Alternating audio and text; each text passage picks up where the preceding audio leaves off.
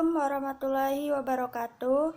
Kami dari kelompok 9 akan mempresentasikan hasil diskusi kami yang berjudul tentang Perang Salib pada tahun 1096 sampai 1291 Masehi. Saya Vina Nurapriani dan teman saya Bunga Mardalena Dondoni Prasetyo. Baiklah, saya akan membacakan pada poin pertama, yaitu timbulnya Perang Salib. Perang Salib adalah perang keagamaan yang berlangsung selama hampir 2 abad, yang terjadi sebagai reaksi orang-orang Kristen di Eropa terhadap umat-umat Islam di Asia yang dianggap sebagai pihak penyerang karena sejak tahun 632 Masehi, tepatnya pada masa pemerintahan Abu Bakar. Tahap Perang Salib apabila disederhanakan berlangsung selama 3 tahap. Tahap pertama yaitu periode serangan orang-orang Kristen pada tahun 1096 sampai 1144 Masehi yang terjadi dalam 2 gerakan, yaitu gerakan pertama, gerakan gerombolan rakyat jelata, tidak disiplin dan tidak memiliki pengalaman berperang. Gerakan kedua yaitu gerakan ekspedisi militer, disiplin dan memiliki pengalaman berperang.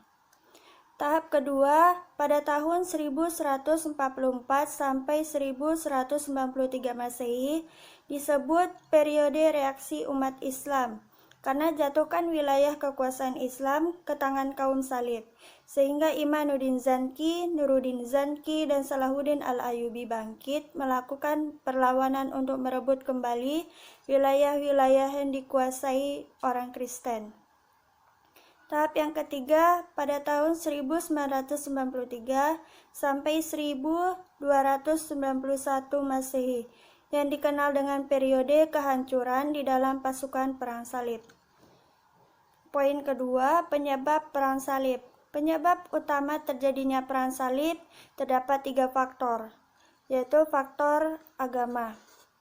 Faktor agama sejak dinasti Saljuk merebut Baitul Maqdis dari tangan dinasti Fatimiyah pada tahun 1070 Masehi, pihak Kristen merasa tidak bebas lagi menunaikan ibadah ke sana.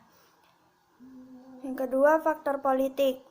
Kekalahan Bizantium di Maskirat pada tahun 1071 Masehi dan jatuhnya Asia Kecil di dalam kekuasaan dinasti Saljuk telah mendorong Kaisar Alexius I Manikus dan meminta bantuan kepada Paus Urbanus II dalam usahanya untuk mengembalikan kekuasaan di daerah-daerah penduduk dinasti Saljuk. Yang ketiga, faktor sosial ekonomi. Pedagang-pedagang besar yang berada di pantai timur Laut Tengah, terutama yang berada di kota Venezia, Genoa, dan Persia, mereka berambisi untuk menguasai sejumlah kota-kota dagang di sepanjang pantai timur dan selatan Timur Tengah untuk memperluas jaringan perdagangan mereka. 3. Serangan Kristen dalam Perang Salib. Periode serangan Kristen ini dibagi kepada 2 tahap, yaitu tahap pertama disebut gerakan gerombolan rakyat jelata yang tidak memiliki kemampuan berperang, tidak disiplin dan tidak memiliki persiapan yang matang. Kedua, pasukan berikutnya mereka betul-betul mempersiapkan pasukan yang tangguh, terlatih dan terorganisir. Itu sebabnya gerakan salib kedua ini lebih tepat dikatakan merupakan ekspedisi militer yang berdisiplin, terorganisir rapi yang dipimpin oleh Godfrey of Bouillon. 4. Serangan balik dalam Islam dalam Perang Salib. Pasukan Islam selanjutnya dipimpin oleh Salahuddin Al-Ayyubi atau Saladin. Selanjutnya, Salahuddin Al-Ayyubi memberi ampunan kepada orang-orang Kristen yang tinggal di kota itu. Hal itu bertolak belakang dari sikap orang-orang Kristen pada waktu merebut kota itu dahulu. Mereka membantai penduduk dengan tidak berkeprimanusiaan. Dengan jatuhnya Yerusalem, maka lonceng gereja yang ada di Masjid Al-Aqsa diganti dengan azan dan salib emas yang terpancang di atas gereja besar dalam kota itu diturunkan. Adapun faktor kemenangan pasukan Salahuddin Al-Ayyubi yang berhasil mempertahankan kawasan yang direbut dari tangan pasukan Salib dulu ditentukan oleh beberapa hal.